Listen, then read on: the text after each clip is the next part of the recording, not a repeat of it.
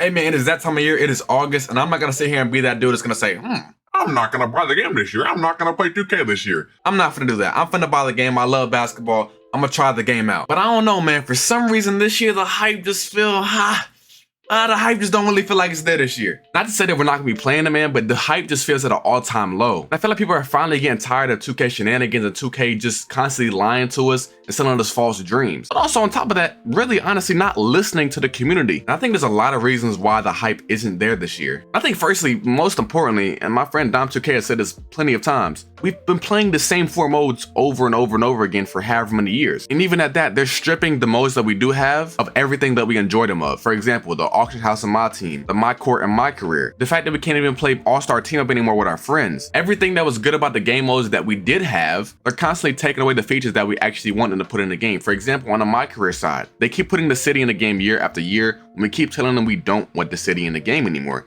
And I want people to understand for real, that's not the devs' fault. The city being in the game is not the devs' fault. It's not Make Wang's fault. It's not LD's fault. It's not even Ronnie's fault. It's nobody's fault except for the people higher up at Take-Two that says, we need this much space to advertise our ads. And honestly, you can blame Take-Two for a lot of the reasons why we don't like 2K the way that it is right now. I'm not even gonna speak much on the gameplay because I feel like the gameplay, everybody feels differently about it. For me, the gameplay, I wouldn't necessarily say that it's downright terrible, but it's just not enjoyable to me. I feel like the gameplay ends up being really super redundant, and I get what they were trying to go for with the pro play and the super realistic arc, but the truth of the matter is when you start playing somebody that's actually really good at the game, you have to then limit yourself to a few moves because most of the moves that are in the game are not that effective when you're playing actual comp. And just so y'all know, just because somebody doesn't like the game does not mean they're bad at the game. The amount of times that I said, hey, I just personally don't enjoy the game, and people will try to attack me and say that I'm not good at the game. First of all, do your research on me. I can play the game. But second of all, somebody can be good at the game and not enjoy it. But that's besides the point. The point is, I feel like they went so far off in the gameplay to the point of super duper realism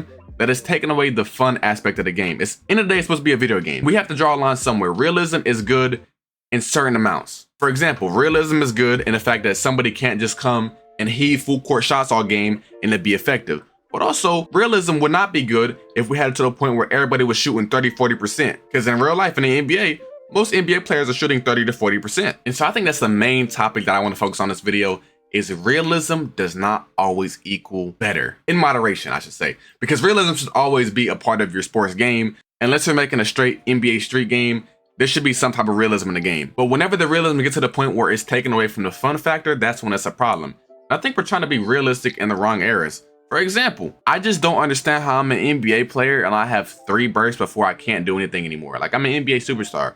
I get what they're trying to do to patch the left, right guards, but they're gonna get that off regardless. If they know how to get it off in every single other 2K, they're gonna do it regardless. Don't hurt the majority of the community just because of a minority in the community. The minority of the community that can dribble the shot clock out and be effective, that's the main thing. A lot of dudes that dribble the shot clock out aren't effective. It's a very small percentage of the dudes that are dribbling the shot clock out all the game and are actually effective. Don't penalize us for that small minority because end of the day, we have these different matchmaking modes we can go to. We can go to the random rec if we just want to play some regular dudes. And also, 2K does have a problem with matchmaking. They haven't been the best at matchmaking you up with opponents that are actually your skill. Because the reason I don't go to the random rec is because I'm not trying to just sit there and play against some little Timmy all day. The reason I don't even play rec with my friends is because I'm not trying to sit there and play a random 5 or a 5 that's put together that's not on our level. Because respectfully, I'm a little bit better than the average Joe. I might want to play some competitive people. I'm not just trying to pub stomp everybody every 2 seconds. I think honestly, the biggest problem I have with the game is the cost of entry to the game. For example, we have to pay $70 to $100 depending on which edition you get this year to even buy the game, to play the game. And then once we get into the game, think about it like this. If I wanted to go on college football right now, I'll pay my $70 and then I can make my quarterback. I could even do a 99 overall glitch to get 99 overall right now if I wanted to. But I could do all that for free. If I wanted to make a player on 2K, I have to pay VC. I have to pay money. And everybody says, sure, well, you can go into my league and make a player that way. What if I want a natural progression system? What if I don't want to have to go in and progress on my own? I just want to be very clear, 2K will never, ever make a my career mode where we don't got to spend money. That's never going to happen. We're already too far in. It's never going to go backwards at this point. But what I do ask is 2K, can we maybe just scale it back a little bit as far as how aggressive we're being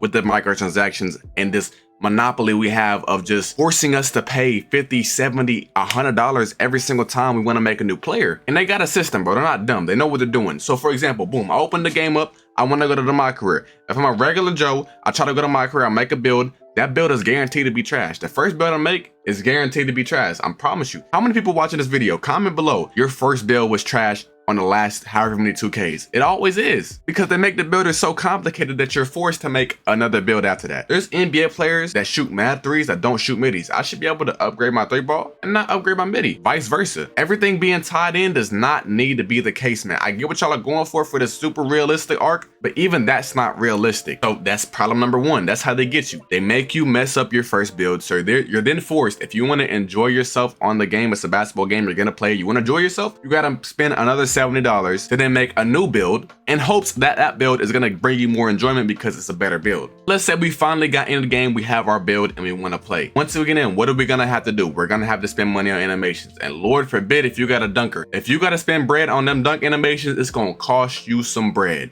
Them dunk animations is like 5,000 a pop. So when you really look at it, I bought the game and then I've already spent probably over another $100 on virtual currency. And then welcome to this year where they've added the Pro Pass. You can spend either $10 to get the regular Pro Pass, or you can spend another $10 making it $20 to get the exclusive super duper high-end Pro Pass. I'm definitely saying this wrong, but y'all get what I'm saying. You can spend $10 to $20. The $20 one gives you more than the $10 one does. And so essentially, if you want all the rewards in the game, you gotta come out of pocket every single season. And that's a perfect segue into my second point. If you're a my team player and you want that new Kareem that they just dropped, the point guard Kareem, you have to spend that $10. You don't got a choice. And once again, that goes back into them line, because they clearly stated before the year started that there will be no on-court advantages to these cards, to these animations, to anything that we get in the paid pass. Yet in season 5, you could get a James Harden, or season 4, whatever season it was, you could get a James Harden that if you got the paid one had a quick jumper and the regular one had a normal jumper.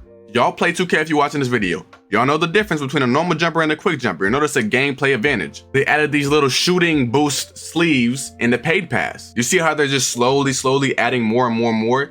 Think about the 2 years ago when they first added the seasons. They didn't have no paid seasons. Now they got the paid seasons. Now they have it to where there's an actual on-court advantage. They're getting to the point where they're just gonna keep adding more and more microtransactions. Everything else outside of the gameplay is not good. Everything else outside of the gameplay is forcing us to spend more money and just demotivating people from playing the game. So essentially we have a game where we have a city that nobody wants. We have to spend $200 just to enjoy ourselves. We have to spend at least $10 to $20 per season if we want the best rewards and we want the best animations. I haven't bought nothing this season. I didn't buy no season pass this year just because I wasn't buying into it. So my career has all those things that demotivate us from playing, on top of the fact that there's not really many great ways to actually get VC the legit way, on top of the fact that most of the rewards, or most of the good animations I should say, are locked behind the rep system, which is not that good this year in my opinion. You have to play tens of thousands of games just to be able to get that starter 3, to be able to get that patty release jumper. If you know, you know. But hey, I'm not making basketball games. I'm not even gonna say that I know how to make basketball games better than 2K.